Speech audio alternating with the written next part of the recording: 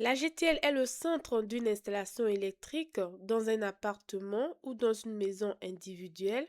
Il est donc important de comprendre ce que c'est. Les objectifs de cette vidéo seront donc de vous expliquer ce que c'est une GTL, de vous montrer son utilité et son importance dans une installation électrique et de vous présenter les différents types de GTL qui existent. Avant de commencer, je tiens tout d'abord à vous remercier pour votre présence sur cette chaîne, pardon, et je tiens à vous remercier également par avance pour vos abonnements, parce que la plupart des personnes qui regardent la chaîne ne sont pas abonnées. Donc voilà, j'imagine que cette chaîne nous apporte quand même quelque chose. Donc pour me le rendre en retour, donc je vous invite à vous abonner et aussi à mettre un pouce si la vidéo que vous regardez à l'instant T vous plaît ou vous apprend des choses. Donc voilà. Nous allons rentrer dans le vif du sujet. Qu'est-ce que c'est une GTL ou qu'appelle-t-on GTL? GTL, c'est pour gain technique de logement. Alors, qu'est-ce que c'est? Alors, c'est simplement un regroupement de tous les tableaux électriques ou de communication nécessaires à l'installation du logement, afin bien évidemment de répondre à la norme NFC 1500 pour assurer la séparation des courants forts et des courants faibles. Donc, j'espère que c'est clair. Vous devez simplement retenir que la GTL, c'est simplement une gaine ou un bac d'encastrement qui permet de regrouper les tableaux électriques d'une maison ou d'un appartement afin de séparer les installations courant fort et courant faible. Si ce n'est pas clair, ce n'est pas grave, vous comprendrez dans la suite. Alors précédemment, dans la première partie de cette vidéo, donc de cette vidéo sur l'ETL et la GTL, nous avons vu les dimensions de l'ETL. Et nous avons vu également les constituants de l'ETL. Nous avons vu que l'ETL était constitué de la GTL et de l'ensemble des tableaux électriques, notamment le panneau de comptage, le tableau électrique et le panneau de communication ou tableau de communication. Et je vous ai dit que on avait tendance à confondre l'ETL et la GTL. Donc, petite pause sur cette vidéo pour que vous compreniez très bien que l'ETL, c'est vraiment l'emplacement au niveau duquel vous viendrez installer votre GTL. OK? Et la GTL, c'est simplement un regroupement de tous les tableaux électriques ou de communication dont aura besoin l'installation électrique de votre maison. C'est ce que vous devez retenir, tout en, bien évidemment, en séparant le courant fort des courants faibles. Une fois que ça c'est clair, donc vous comprenez déjà ici la différence entre l'ETL et la GTL, on passe aux dimensions. Donc pour les dimensions, on reste sur les mêmes dimensions pour l'ETL. Simplement, il faut avoir en tête que lorsqu'on a une GTL, on va imaginer que la GTL est installée, il faudrait prévoir plus 10 cm pour avoir l'ETL. Simplement, soit vous prévoyez votre ETL avec les dimensions standards que nous avons vues et qui sont sur cette diapo. Et ensuite, vous installez votre GTL à l'intérieur. Soit vous installez d'abord votre GTL et ensuite vous prenez plus 10 cm de largeur pour installer votre ETL. Simplement. Donc, une fois que ceci est dit, ici, je vous présente les composants de la GTL. Donc, c'est une répétition de tout ce que je viens précédemment de vous dire. C'est encore une répétition. La répétition, comme on dit, elle est pédagogique. Bon, je souhaiterais qu'on s'intéresse plutôt à ce schéma ici. Voilà. Donc là, on a bien la GTL qui est délimitée de cette ligne-là à cette ligne. J'espère que ma souris est visible. Et ensuite, on a l'ETL qui est qui part de cette ligne à cette ligne. Donc, vous voyez bien que la GTL est à l'intérieur de notre ETL. Alors, je vous ai dit que la GTL, pardon, pouvait être soit en goulotte, donc constituée de goulotte, soit sous encastrée. Donc, nous verrons ces thèmes-là plus tard. Mais il faut juste retenir que soit votre goulotte, soit votre GTL, elle est en saillie ou en goulotte. Donc, voilà, c'est pour ce cas de figure-là. Soit c'est encastré. Aussi, je ne vous ai pas dit, mais dans la GTL, dans la GTL, non, mais au niveau de la GTL, il faut également prévoir deux prises électriques. Ici, ce n'est pas indiqué hein, sur ce schéma, mais généralement, il faut prévoir deux prises électriques qui permettront éventuellement d'alimenter vos box Internet. Parce qu'il faut savoir que vous pouvez également installer votre box Internet ici au niveau de votre GTL ou de votre ETL. Donc, dans votre ETL et sur votre GTL. Voilà, comme ça que vous devez vous exprimer. Donc, là, si vous n'avez jamais vu de bac d'encastrement, ne vous inquiétez pas, nous allons voir.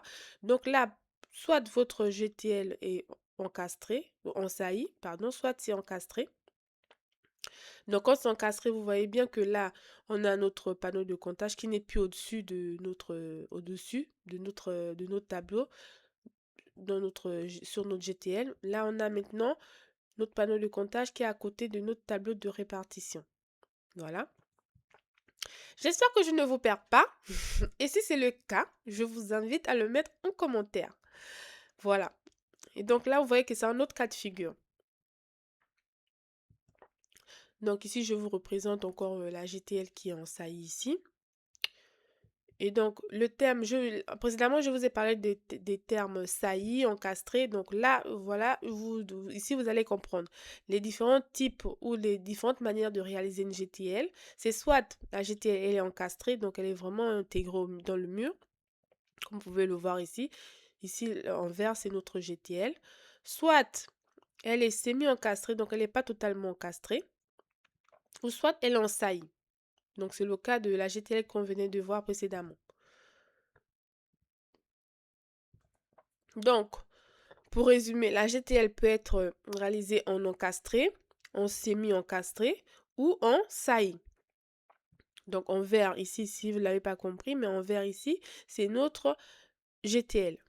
Et là, en orange, c'est vraiment pour comprendre. Hein, en orange, ici, on va imaginer que c'est notre ETL. Et donc, dans ce cas de figure-là, notre GTL a une profondeur généralement de 200 mm. Et ici, on a les 5 mm, les 50 mm ici devant pour compléter, afin d'avoir notre ETL. Donc, pareil, c'est la même chose ici. Hein. Jusqu'ici, on est en semi-encastré et c'est la même chose également ici. Donc là, on a bien les dimensions. Bon, j'aurais dû quand même le mettre, mais je ne l'ai pas mis. Mais voilà, on a les dimensions de notre ETL, donc qui est de 600 par 250. Bon, le schéma, j'avoue que le schéma ne respecte pas les dimensions, mais bon, le plus important, c'est que vous compreniez un peu ce que je veux, par où je veux aller, on va dire ça comme ça. Donc, voilà. Et petite subtilité, hein, lorsqu'on est dans un logement inférieur à 35 mètres carrés, on peut, pas il faut, mais on peut éventuellement réduire les dimensions parce que vous savez que dans un petit logement, on n'a pas beaucoup d'espace. Donc, la norme nous permet de réduire les dimensions. Au lieu d'avoir les 600 mm, on peut passer à 450 mm pour la largeur et on passe à 150 mm pour la profondeur de la GTL. Ok, donc voilà, j'espère que c'est clair. J'ai toujours un petit peu peur de vous perdre, mais vraiment, il faudrait que, si c'est le cas, il faudrait le mettre en commentaire, comme ça j'adapterai et je reverrai ma manière d'expliquer. Alors, alors, là c'est vraiment enfin une vidéo, non, une diapo très importante que vous devez même, je pense limite, faire une capture d'écran. Parce que ici, c'est vraiment le cœur. Il faut savoir que cette diapo-là vous présente un petit peu les hauteurs minimales ou maximales à respecter pour poser vos équipements. OK? Donc, en vert ici, c'est tout ce qui est les dimensions, les hauteurs à respecter lorsqu'on est dans un logement PMR. Donc, PMR, c'est pour personnes à mobilité réduite. Voilà. Et en rouge, c'est lorsqu'on est dans un appartement ou dans une maison standard, basique, hein, on va dire ça comme ça. Et donc là, pour le tableau de répartition, Voilà, il faut pour le prévoir obligatoirement, peu importe la configuration que vous choisissez, il faut le prévoir entre 0,5 et 1,8 mètres lorsqu'on est dans une maison standard. Mais lorsqu'on est dans une maison PMR ou un appartement PMR, pour que les personnes à mobilité réduite, donc PMR c'est pour personnes à mobilité réduite, puissent avoir accès à leur tableau de répartition, il faudrait le prévoir entre 0,75 et 1,30 mètres. Ok? Donc c'est pareil pour le panneau de comptage. Il faut également respecter ces dimensions-là. Donc voilà, vous avez tout. Vous êtes maintenant des pros de la GTL. Nous sommes arrivés au terme de cette vidéo. Donc, je vais vous montrer une petite image que je souhaitais vous présenter afin que vous ayez voilà, en tête la réalité. Donc, ici, vous avez un bac d'encastrement. Voilà. Et les fourreaux qui descendent ici, qui vont venir, les fourreaux avec des câbles, hein, qui vont venir s'alimenter ici au niveau de nos différents tableaux. Voilà, donc ça c'est vraiment une image de chantier que je vous présente ici. Ensuite, qu'est-ce que j'allais vous montrer également? Alors précédemment on était en encastré, ici on est en saillie, ou même en semi-encastré on dirait. On va dire qu'on est en saillie, donc vous voyez bien que on a notre compteur Linky ici. On a notre disjoncteur de branchement, on a notre tableau TR et enfin nous avons notre tableau de communication ici. Voilà, qui n'est pas encore totalement installé, hein. Enfin, les départs ne sont pas, les prises, les bornes, on va dire, ne sont pas encore installées, ni les deux prises de courant. Mais voilà, il faut se dire que c'est ce à quoi vous pourrez vous attendre en chantier. Donc, nous sommes arrivés au terme de cette vidéo.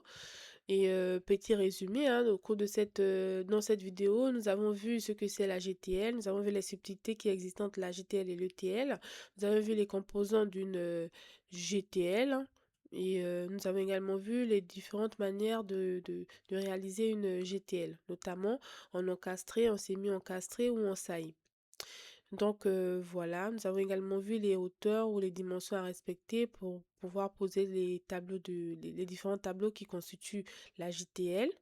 Et donc c'est tout et j'espère que cette vidéo vous aura appris des choses. N'hésitez pas à vous abonner et à mettre des pouces en haut.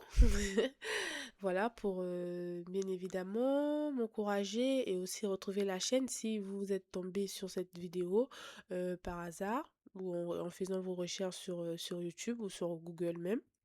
Donc voilà, merci beaucoup pour votre attention.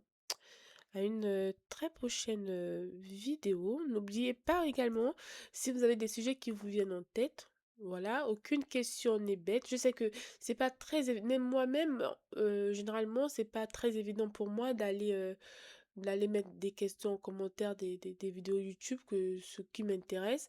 Mais avec le recul, je trouve que c'est très intéressant de pouvoir discuter avec les créateurs, les personnes qui mettent du contenu ou qui font des choses qui vous intéressent, quoi. C'est toujours intéressant. Donc voilà, donc n'hésitez pas. Merci beaucoup. On se dit à très prochainement. Au revoir.